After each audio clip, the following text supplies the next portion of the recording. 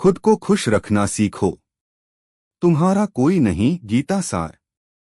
कहते हैं ना, दुनिया को बदलने वाले लाखों हैं, पर खुद को बदलने वाले बहुत कम, और खुद को खुश रखना सीखने वाले तो और भी कम। आज की इस वीडियो में हम बात करेंगे एक ऐसे सत्य की जिसे हम जानते तो हैं पर मानते नहीं। वो सत्य है, खुद को खुश रखना सीखो। तुम्हारा कोई नहीं। यही गीता का सार है। दुनिया की ताकत नहीं, तुम्हारी सोच मायने रखती है। भगवद गीता हमें सबसे पहले ये सिखाती है कि अगर आप दुखी हैं, परेशान हैं, टूटे हुए हैं, तो वजह बाहर नहीं होती, वजह अंदर होती है।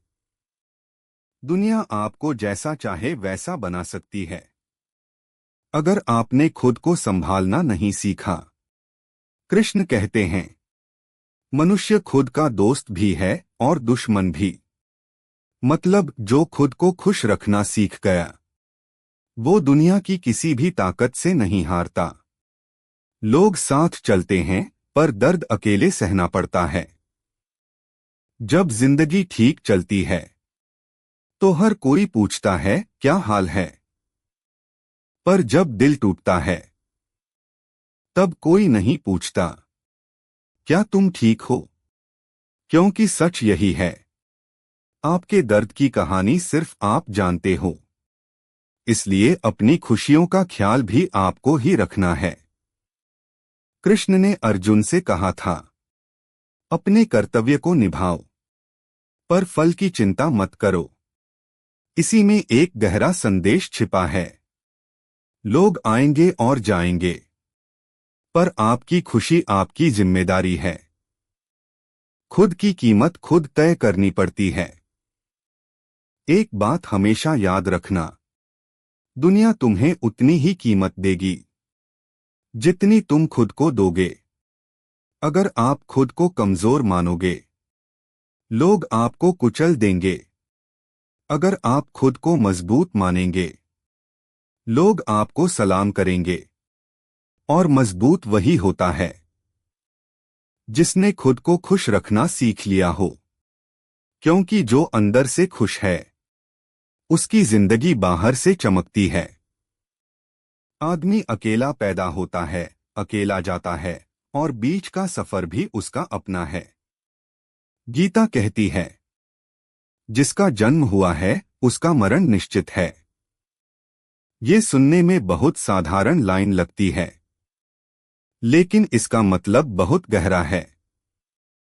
जब हम अकेले दुनिया में आते हैं और अकेले ही चले जाते हैं, तो फिर इस बीच में दूसरों की वजह से दुखी क्यों हो। खुश रहना सीखो। अपनी शांति अपनी जिम्मेदारी मानो, क्योंकि अंत में ये सफर तुम्हारा है, तुम्हारे मन का है, तुम्हारी आत्मा का है। दूसरों से उम्मीदें जितनी कम होंगी, दर्द उतना ही कम होगा। कृष्ण कहते हैं, अपेक्षा दुख का कारण है। हम दुखी इसलिए नहीं होते क्योंकि दुनिया गलत है। हम दुखी इसलिए होते हैं क्योंकि हम उम्मीदें बहुत रखते हैं। कोई हमें समझे, कोई हमें महत्व दे, कोई हमें प्यार करे, कोई हमारा ख्याल रखे। पर एक सच बताऊं, लोगों के पास अपने ही दुख बहुत हैं। इसलिए उम्मीदें कम करो और खुद से प्यार ज्यादा। खुद को खुश रखने के 5 गीता प्रेरित तरीके। अब सवाल उठता है, खुद को खुश रखना कैसे सीखें। 1. हर चीज को स्वीकार करना सीखो। जो हो रहा है वो होना लिखा है। विरोध मत करो, स्वीकार करो, यही शांति है। 2. खुद की तुलना किसी से मत करो। हर इंसान का कर्म, हर इंसान का रास्ता अलग है। तुलना सिर्फ दुख देती है।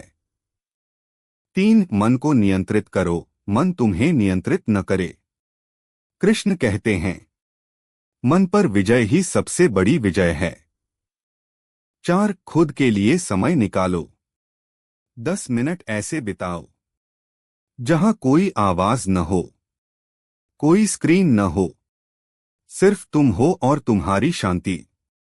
5. छोड़ना सीखो।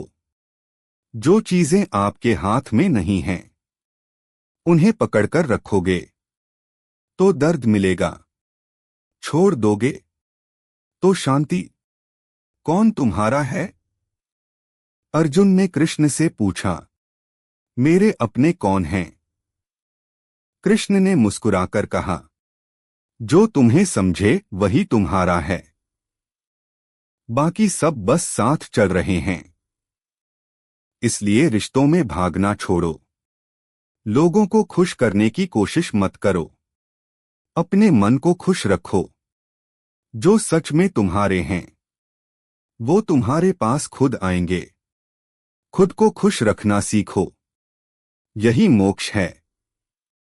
गीता कहती है, खुशी बाहरी चीजों से नहीं आती, जो भीतर है वही बाहर दिखाई देता है। अगर आप अंदर से खाली हैं तो दुनिया सोना भी दे दे, आप खुश नहीं होंगे। और अगर आप अंदर से संतुष्ट हैं तो छोटी सी चीज भी आपको स्वर्ग जैसा लगेगी। तो याद रखो, आपकी खुशी की कुंजी किसी और के पास नहीं है, वो आपके ही पास है। खुद को खुश रखना सीखो। तुम्हारा कोई न ये उदासी नहीं है, बल्कि आजादी है। इसका मतलब है आपके जीवन की गाड़ी आपके हाथ में है। कृष्ण कहते हैं, उठो, जागो और संघर्ष करो। तुम्हारे भीतर ही तुमको खुश करने की शक्ति है।